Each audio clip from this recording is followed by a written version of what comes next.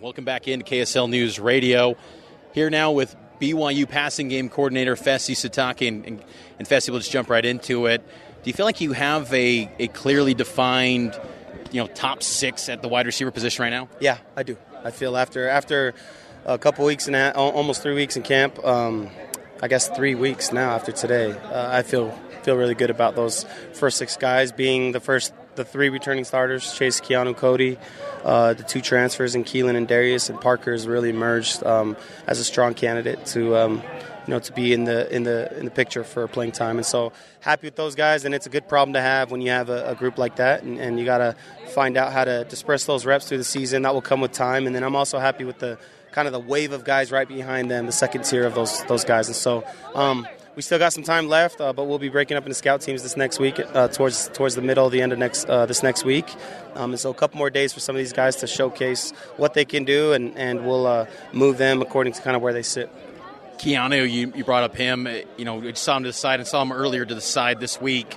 Is everything okay with Keanu Hill? Yeah, he's fine. Just extra precautionary, being smart with going a lot of live today. A lot of these guys, when you go thud tempo, a lot of these guys, because the environment with people here in the stadium, they amp up and push a little bit too hard. And I'd rather have those types of players where you have to you pull the reins back a little bit on them, and that was just extra precautionary with Keanu. But he's great. He'll be ready to roll next week. How much of a balance is that in camp, these 3 weeks of, hey, we know what we've got in that guy, we want to get him ready for Sam Houston, or, how much of a juggling act is that for you and the coaching staff? Yeah, it's a lot, especially with those first six you're talking about. I know what they can do. I know they know the playbook, all the nuances of each play. But like you said, the fine line for me is getting them in game shape. You just can't simulate a game, but you got to do as much as you can as a coach. And so you got to push them. They got to go a lot of reps in a row. But at some point, you got to go off the field, what they say. You got to create an environment where they feel where they can be open and honest with you, because sometimes those injuries happen when you're fatigued, and so you can't push them too much. And so I feel we're really getting there. I like where they're at physically, and we'll just keep monitoring those reps the right way we see fit. Parker Kingston might be the name that fans out there listening might not be as familiar with. Former Roy High product, was once a quarterback. What is it about him that stood out? His speed, from my vantage point, is one thing, but he's also coming back from the broken hand. What have you liked about Parker in camp? Yeah, everyone. The first thing that pops in their head is speed, rightfully so. You look at his track time, but there's been a lot of guys over the years of my coaching who have had really phenomenal track speed, and they just don't have it at the position.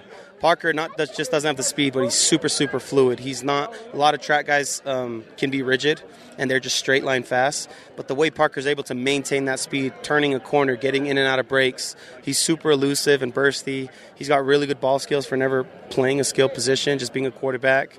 I love everything about him. He's really coming into his own with toughness, playing with that confidence. Even though he's smaller, he's still got that dog mentality. You have to have that if you want to play here and play significantly. So I'm really happy with the progress he's made this fall. Explosive plays have been a calling card of this offense since you and A-Rod arrived here in 2018. Is Keelan Marion that guy that can really pop the lid off a defense and be that deep threat? Is he the best option in that regard? He's one of them. We still have a good wave. Like Chase Roberts is still, he's getting faster and stronger. Darius Lassiter he's a lot like Neil Pa'u, where what he might lack in just complete burner, take the top off, he's super efficient when he runs. He's slippery, he's fluid, he's a good runner, he has great vision. And then, you have your speedsters like Parker, Keelan, will do a great job with that stuff as well. But I like the fact that I have multiple guys that just have a different skill set when the ball is in their hand. And so I think the fans will see a lot of different guys make up for Puka's production in terms of getting the ball in their hands right away and seeing what they can do in space. And that's a great problem, because I think that can cover up a lot of our tendencies.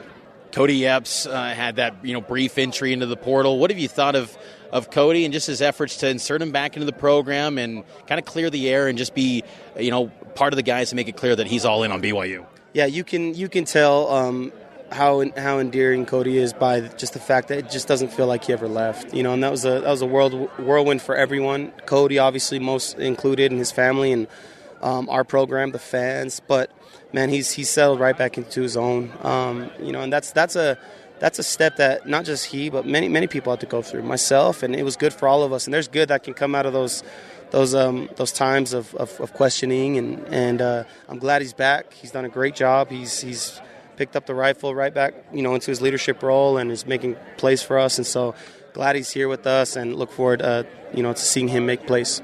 Last thing for you, Fesi, how much is this new revamped defense helping the growth of the wide receivers? It's been really good.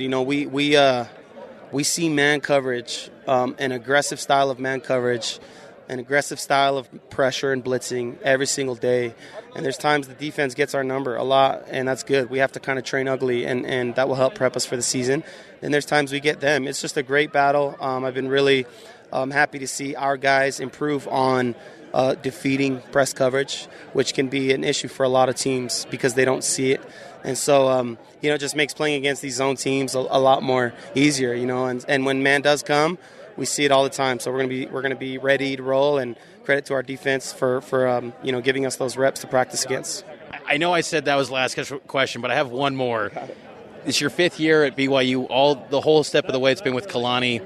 Has it still been as fun as it was in day one to be working with your family? So amazing. That's actually going into my 6th season. 6th year, yeah. 18 was my first year, so this will be my 6th, and it's still a dream, man. It really is. It doesn't wear off. And the reason why is I still to this day do not feel like I'm going to work. And that's just a credit to the culture and the environment that Kalani's created. It's a credit to what BYU as an institution and a university and their morals and what they stand for brings, and just being around these kids every single day, these young men.